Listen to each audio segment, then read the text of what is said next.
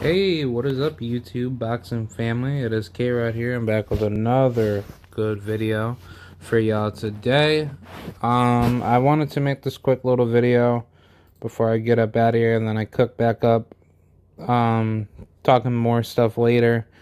But yeah, let's talk about it. Jaime Munguia versus Gabe Rosado.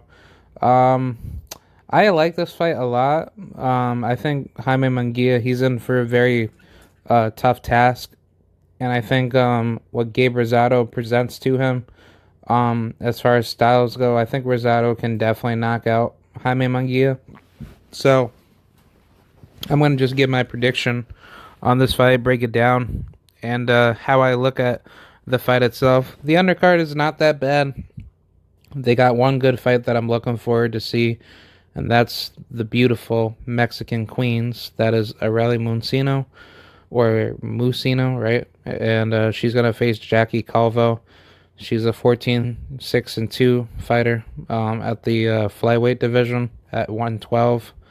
So, I mean, I like this fight. I think Jackie Calvo, she's an amazing, beautiful lady. Great style. She definitely knows how to fight. She's more of an inside fighter, not too much of an outside fighter. Same thing with Areli, but I think that fight's gonna go down, the wire.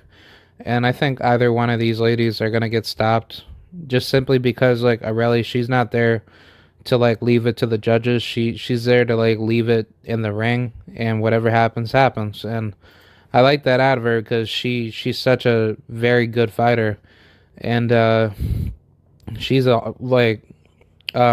she's awesome. She has all the tools to do everything correctly to regain her crowns for world championships again. But I think Jackie Calvo is going to present a really difficult task because Jackie, she don't come to play games either. So I think what she does in the ring, she's going to give Areli like a tough toe to toe war. And I think I personally think that that's going to be a really good fight.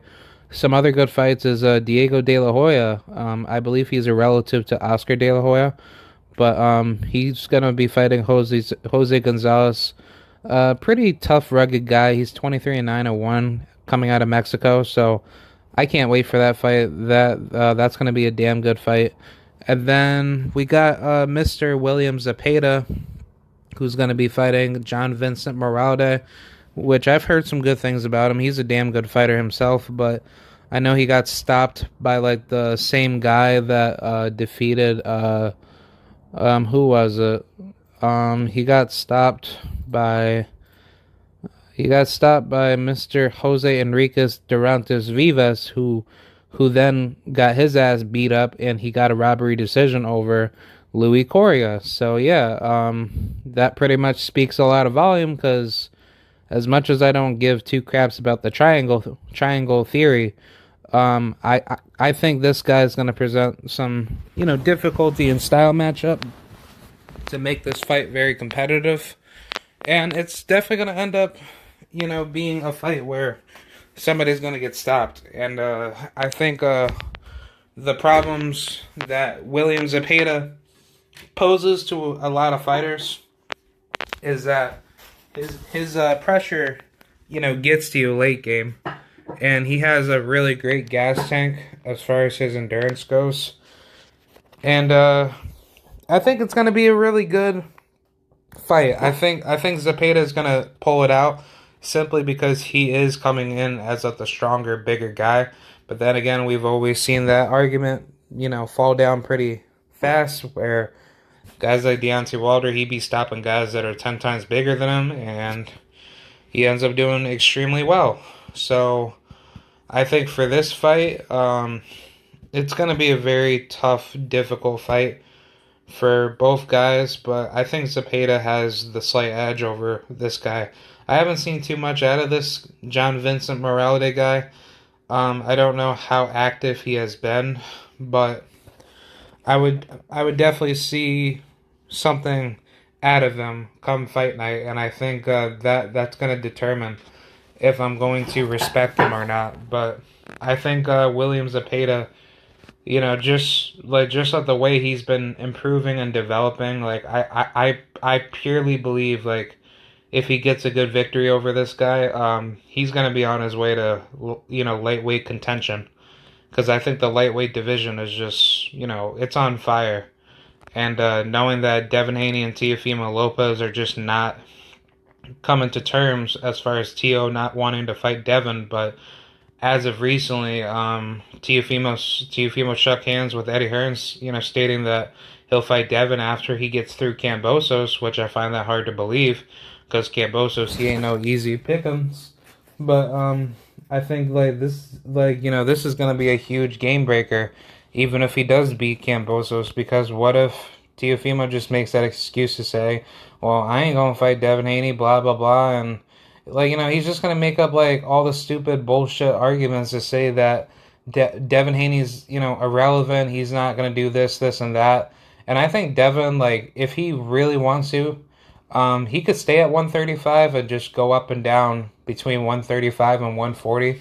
He spoke with Mauricio Suleiman, according to, I guess, like himself, of him speaking in a recent interview a couple weeks back, and he said that Mauricio Suleiman is working a deal with him where he can keep his lightweight title, but if he wants to go up to 140, he can allow Devin to fight for like a interim title shot, and then Devin can work his way up to getting a world title there, and then at least that way he can hold belts at least in two consecutive divisions. So if anything, if Devin Haney can manage his weight and everything goes well, with his weight cut coming up and down in weight, by all means go shit. By all means go for it, and until he's not able to make weight anymore and he has to stay at like 140, 147, because I think Devin, he's going to basically grow up until maybe like 154, 160. That's just my, initial prediction overall.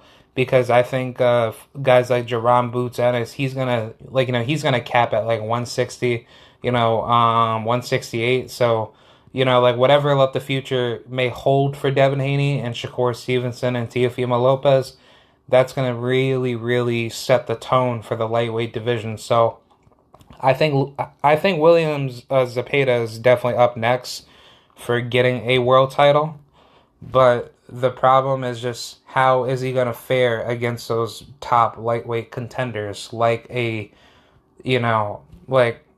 don't even know, maybe after Gervonta Tank Davis, probably, can't make lightweight no more. If he's still around like that, that's going to be a very difficult matchup. But I think he could definitely be like a Isaac Cruz Gonzalez. I think Jose Valenzuela is going to be that common opponent that he's going to see floating around. And I think other fighters such as maybe Floyd Schofield, which he could definitely move up to 135. Nafir Charles, he's definitely going to be a problem. And Frank Martin, he's definitely going to be at the top. At the top. So yeah, that's just a small little initial thoughts of what I think could happen at the end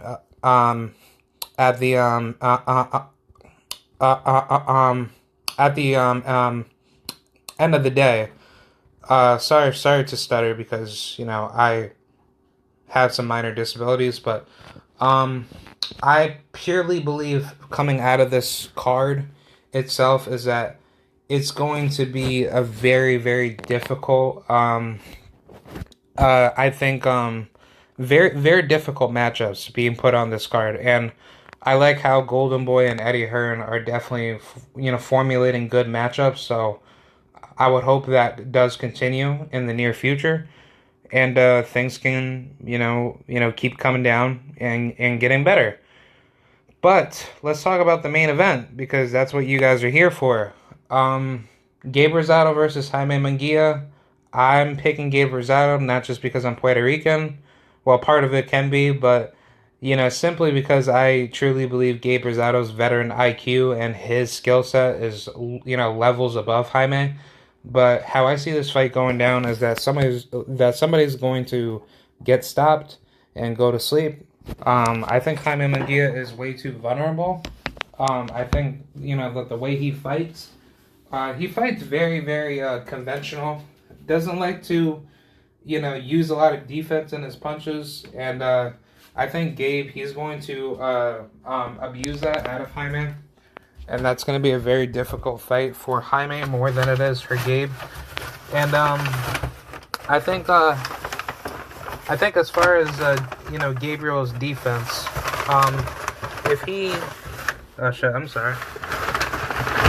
Oh shit. Wait, hold on. Yeah, give me 1 second. Yeah, I'm trying to find something.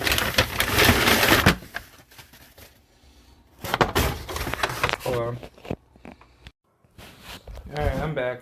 So, yeah, pretty much to finalize what I was gonna say, I think if Gabe Rosado, if he continues to use his, good little technical boxing skills to break down Jaime, I think the fight itself can easily, break itself down to being a knockout victory for, Gabe Rosado. As far as Jaime's, strengths, Jaime does have great power, and he has really good, ring pressure. He uses a lot of good tactics on the inside to make the fight competitive, for the sense of he doesn't give you any breathing room. He sees opportunities that he'll take advantage, and I think as far as the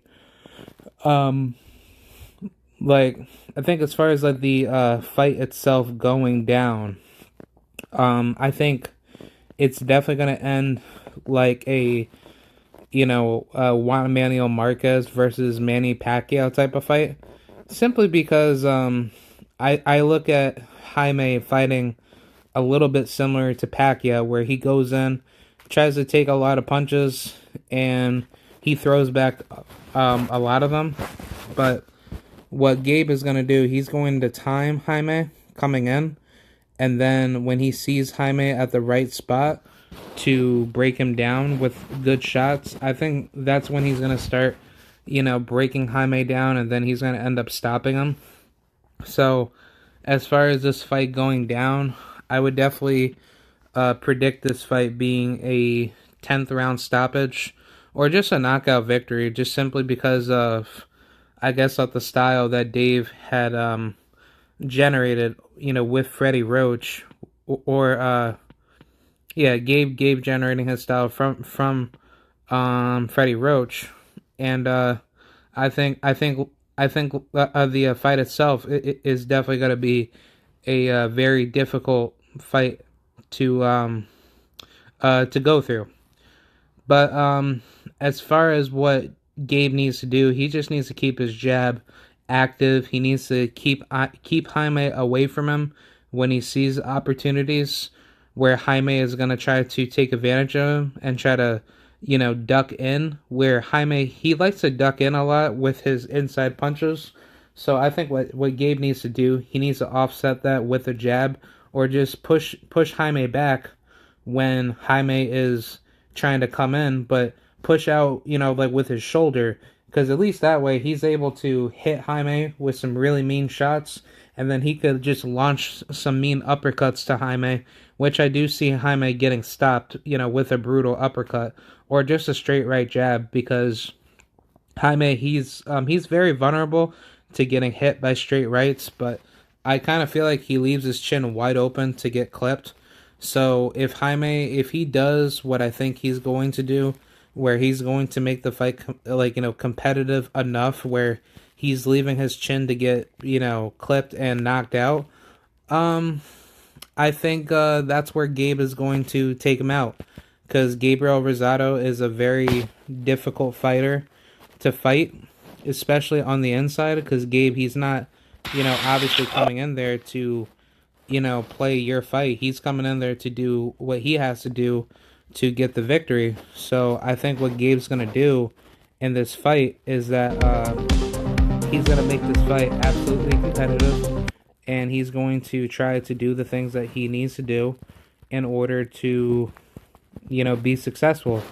So I think how it's going to go down is that Jaime, he's going to leave his chin wide open in certain exchanges, and then if Gabe can capitalize on that, he's going to destroy Jaime with a mean body shot or a mean uppercut. Because I think what Jaime is going to do, he's going to try to find Gabe at the wrong spot, at the wrong place, at the wrong time, try to drop Gabe, which Gabe, he has a tendency to get hurt when he does take a big punch. But as we've seen in his recent fight against Beck the Bully, he came back and he started throwing some mean shots with bloody conviction on Beck the Bully, which made him successful enough to stop him.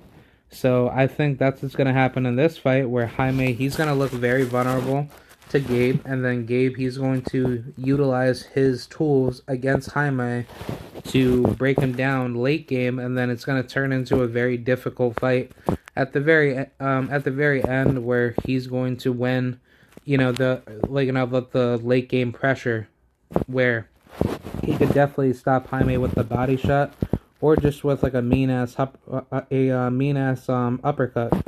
So yeah, that's pretty much how I see this fight going down.